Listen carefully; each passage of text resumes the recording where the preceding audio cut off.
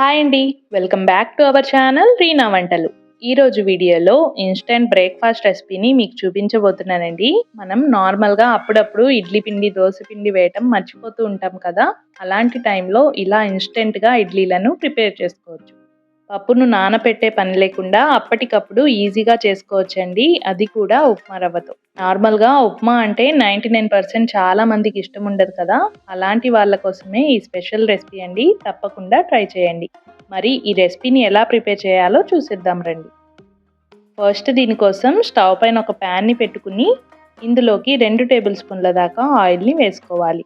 Oil కొంచెం heat అయిన తర్వాత ఇందులోకి హాఫ్ టీ స్పూన్ ఆవాలు, హాఫ్ టీ స్పూన్ జీలకర్ర, హాఫ్ టీ స్పూన్ పచ్చిశనగపప్పు, హాఫ్ టీ స్పూన్ మినపప్పు, 1 టేబుల్ స్పూన్ దాకా సన్నగా కట్ చేసిన పచ్చిమిర్చి, 2 టేబుల్ స్పూన్ల దాకా సన్నగా తురిమిన క్యారెట్, అలాగే ఒక రెమ్మ కరివేపాకుని సన్నగా కట్ చేసుకుని వేసుకోవాలి. వీటన్నిటిని కొంచెం ఫ్రై చేసుకోవాలండి. మంటను లో ఫ్లేమ్‌లోకి పెట్టి ఒక 2 నిమిషాలు ఫ్రై చేసుకుంటే సరిపోతుంది. ఇలా ఫ్రై చేసుకున్న తర్వాత ఇందులోకి 1 కప్పు వరకు ఉప్మా రవ్వని ఇందులో వేసుకోవాలి. మంటని లో ఫ్లేమ్‌లోనే ఉంచి అటు ఇటు కలుపుతూ మంచి గోధుమ రంగులోకి మారి మంచి కమ్మటి వాసన అయితే వస్తుంది. ఇలా ఫ్రై చేసుకుని స్టవ్‌ని ఆఫ్ చేసేయండి. ఇది కొంచెం చల్లారిన తర్వాత ఒక మిక్సింగ్ బౌల్‌ని తీసుకుని దీన్ని మొత్తాన్ని ఇందులోకి ట్రాన్స్‌ఫర్ చేసుకోండి. ఇప్పుడు ఇందులోకి ఏ కప్పుతో అయితే రవ్వని తీసుకున్నామో అదే కప్పుతో అరకప్పు పెరుగు, అరకప్పు వాటర్‌ని కలిపి ఇందులో వేసుకోవాలండి.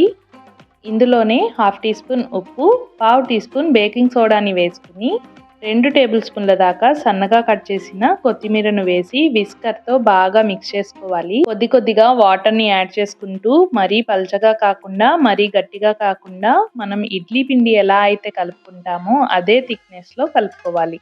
ఇలా కలిపిన దానిపైన మూతను పెట్టేసి ఒక 10-15 నిమిషాల వరకు పక్కకు పెట్టేయండి. పిండి అనేది బాగా నానాలండి. అప్పుడే మనకు ఇడ్లీలనేవి సాఫ్ట్‌గా వస్తాయి. 15 నిమిషాల తర్వాత పిండి కొంచెం గట్టి పడుతుంది. ఇందులోకి కొన్ని వాటర్‌ని పోసి తిరిగి కలుపుకోవాలి.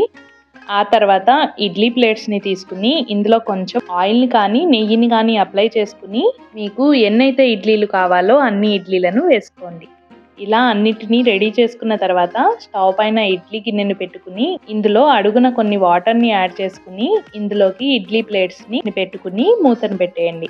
ఇలా మంటని మీడియం ఫ్లేమ్‌లోకి పెట్టుకుని ఒక 10 నిమిషాలు కుక్ చేసుకుంటే సరిపోతుందండి. స్టవ్‌ని ఆఫ్ చేసేసి ఈ ప్లేట్స్‌ని పక్కకు పెట్టుకుని ఒక్కొక్కటిగా తీసుకుని ప్లేట్‌లోకి సర్వ్ చేసుకోండి.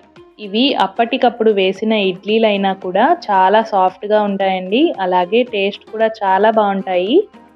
దీన్ని టొమాటో కెచప్‌తో కానీ, పల్లీ చట్నీతో కానీ సర్వ్ చేసుకుంటే చాలా టేస్టీగా ఉంటుంది.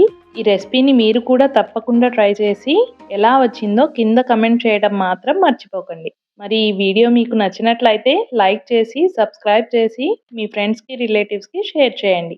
మరిన్ని ఇలాంటి సింపుల్ అండ్ ఈజీ రెసిపీస్ కోసం రీనా వంటలు ఛానల్‌ని ఫాలో అవ్వండి. Thank you for watching Reena వంటలు.